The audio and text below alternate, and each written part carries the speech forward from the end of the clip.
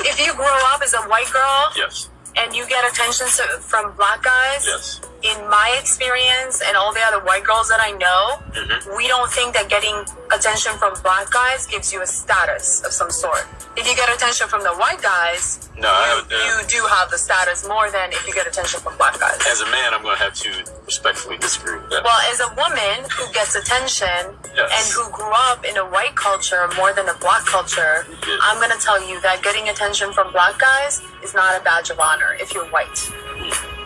Okay. And I'm white. You are white. Yes. All right, Shalom. I want to give all praise and honor and glory to Yahweh, Ba'ashem, Yahweh Shai, Ba'ashem, Wahabakak Wadash. I want to say double honor to the apostles and the elders at Great Millstone for teaching this word in truth and sincerity and for ruling well. A salutation to my fellow Ak across the four corners of the globe, preaching in the name of Yahweh, Ba'ashem, Yahweh Shai. And this is the brother Gabar Yahweh from GMS Hawaii, coming to you with another lesson. And this lesson that we're going to give you, go into is a lesson on hypergamy, okay? Because that's what you're witnessing right here, okay? And it's also an example to show you that women are nothing more than byproducts of power, okay? They're not something to be worshipped. They're not something to be lauded. They're not something to be,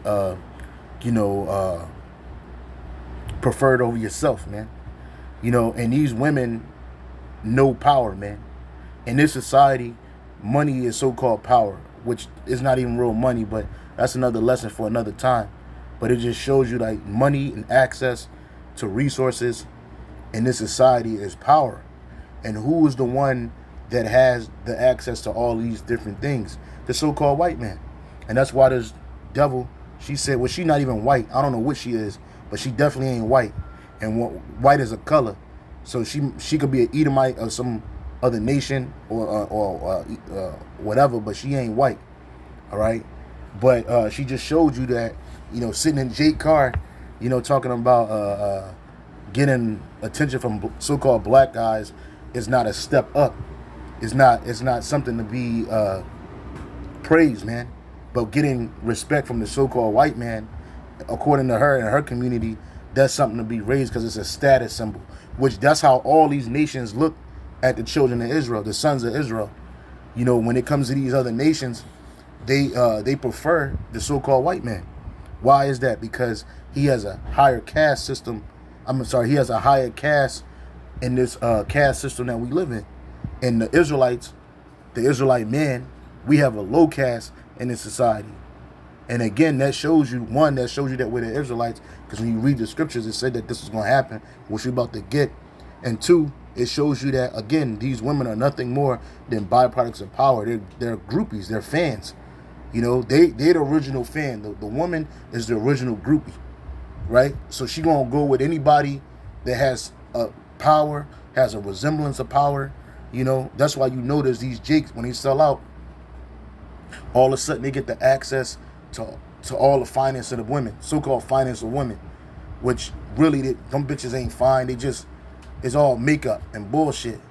But it just show you that even the fact that a woman is speaking to a man in this way, she's basically degrading this man in his own car. And he's just sitting there taking it, talking about, I have to respectfully decline.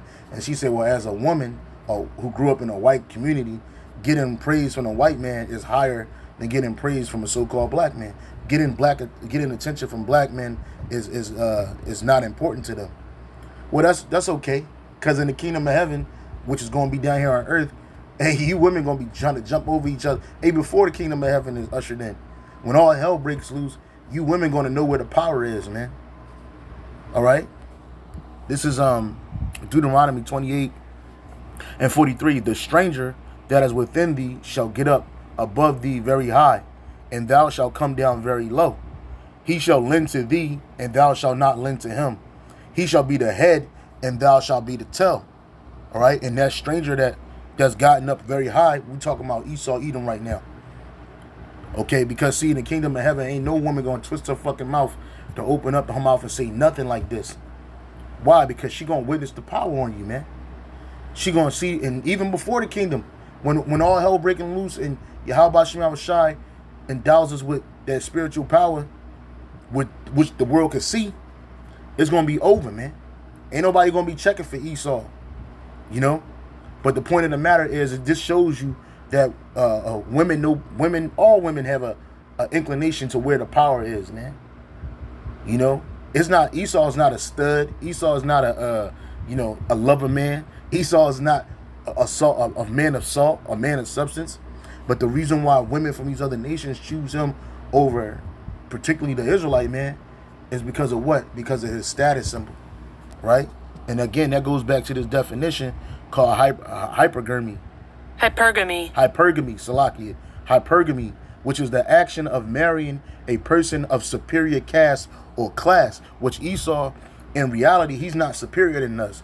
But because he's in a power seat in this caste system, he's the superior caste. And so what these women, they beg for it. See, the only time these women really want to lay with Jake is to get plowed down. You know, they want to taste that chocolate, but they don't want to have to raise kids out of that. They don't want to have to start a family, which I'm not saying that women of other nations don't deal with Jake, or Jake don't get the women of other nations, because we do. It's evident. But the point of the matter is these women know where the power lies at. If she was to bring this Jake home to her house and her family, they'd probably disown her, man. Why? Because she's bringing somebody of a lower caste into their family. But if she's bringing an Edomite to the house, they'll accept this devil with open arms. No matter what his economic class is, just him being him is an example of a power to her, you know? So it says, hypergamy, the action of marrying a person of superior caste or class. And Esau's made himself superior. And that shows you that the scriptures is on point. Because it said, what? He was going to be the head and we were going to be the tail. He was going to be the preferred and we were going to be the tail. But this is not going to last forever. These curses are about up for us. And in the kingdom of heaven, Esau, he's going to have to go through that. Ain't nobody going to win Esau. To the point where, like, it ain't going to be no other nation, women, even trying to get down with no Edomite. In that day, when the kingdom of heaven is established here on earth, you Edomites, you so-called white men, you're gonna be casted out, man. Your own woman gonna hate you, man. Just like our women hate us over here. But it's really gonna be visceral to you, man. And none of these other nations, these women of the other nations, they're not gonna try to lay down with you, man. This is but again, like I was saying, it's all about power, man. And these devil, these women, these demons, they know where the power lie at, man. This is Micah 7:10.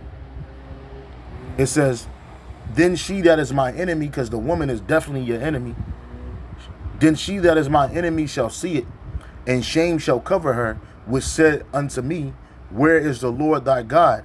Mine eyes shall behold her, now shall she be trodden down as the mire in the street. So when these women are going to get in order is when all hell break loose, and then they witness the power of the Lord on this, man. And even before they see that spiritual power, these women going to be naturally drawn to a man of the Lord, because what? We're going to have power in that day. We're going to have the power to save them. We're going to have the power to heal them. We're going to have the power to protect them. We're going to have the power to provide, but which we ain't going to even have to do that. Because in that day, when that day, 7 women going to take hold of one man.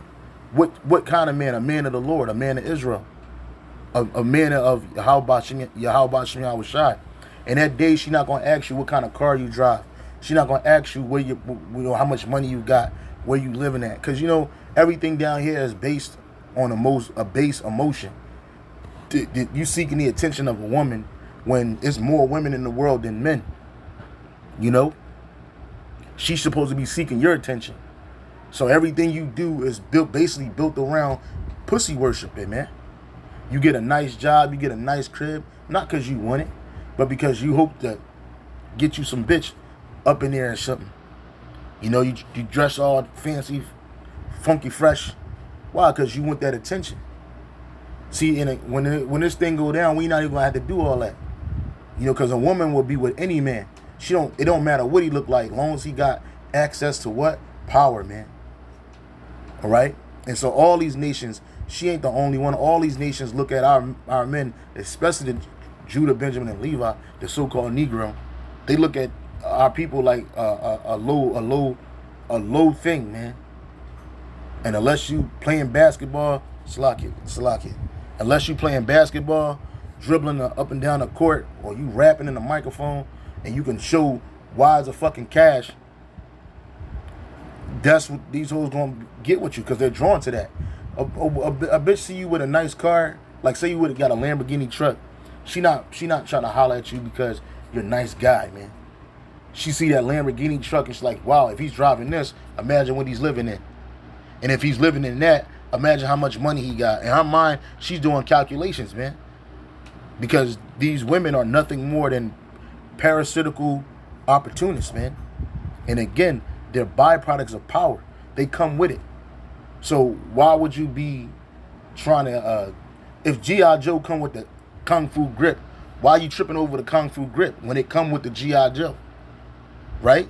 So the power is coming, and these women are going to follow after it. This is Isaiah 4:1, and I'll wrap it up right here. Isaiah 4:1, it says, Isaiah 4:1. In that day, 7 women shall take hold of one man, saying, we will eat our own bread and wear our own apparel.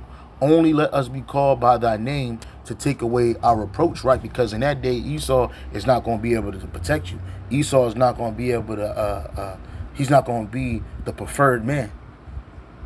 The preferred man is going to be the Israelite man.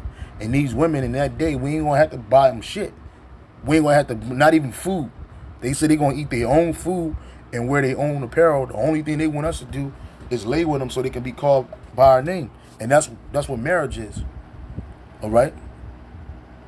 Because this chick is hella disrespectful. But again, she disrespectful because she know that Jake ain't got no power. But once that power set in, watch how the coin switch, man.